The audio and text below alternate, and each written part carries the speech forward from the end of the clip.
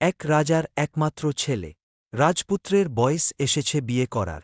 রাজা খুশি মনে পাত্রী খোঁজা শুরু করলেন। অনেক রাজকন্যাকে দেখলেন, কিন্তু কেউই তার পছন্দ হয়নি। একদিন রাজা শুনলেন, দূরের এক রাজ্যে এক অসাধারণ সুন্দরী রাজকন্যা আছে। রাজা সেখানে একজন দূত পাঠালেন। দূত ফিরে এসে বলল, রাজকন্যা সত্যিই যেমন বলা হয়েছিল তেমনই সুন্দরী। রাজা খুশি হয়ে নিজেই রাজকন্যাকে দেখতে যাওয়ার সিদ্ধান্ত নিলেন। রাজকন্যাকে দেখেই রাজা মুগ্ধ হয়ে গেলেন। রাজকন্যাও রাজাকে পছন্দ করলেন।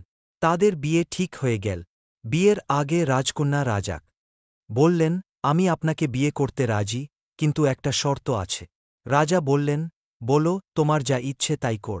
রাজকন্যা বললেন, আমার বিয়ের পোশাক সাদা হবে। রাজা অবাক হয়ে গেলেন। সবাইকেই লাল পোশাক পরে বিয়ে করতে দেখেছে, কিন্তু সাদা। তবুও রাজকন্যার প্রতি ভালোবাসায় রাজি হয়ে গেলেন। বিয়ের দিন এল। রাজকন্যা সাদা শাড়ি পরে সাজলেন। সবাই অবাক হয়ে তাকিয়ে রইল। রাজাও অবাক হলেন, কিন্তু রাজকন্যাকে দেখে মুগ্ধ হয়ে গেলেন। বিয়েটা অনেক ধুমধাম করে হল। সবাই খুশি ছিল। কিন্তু বিয়ের রাতে রাজা বিছানায় গিয়ে দেখলেন পরদিন সকালে রাজা দেখলেন, রাজকন্যার জায়গায় বিছানায় একটা কাগজ পড়ে আছে। কাগজটা তুলে দেখলেন, লেখা আছে, আমি আপনাকে ভালোবাসি, কিন্তু আমি একজন ভূত। আমি আপনার সুখের জন্যই চলে গেলাম। রাজা আরও একবার অবাক হয়ে গেলেন।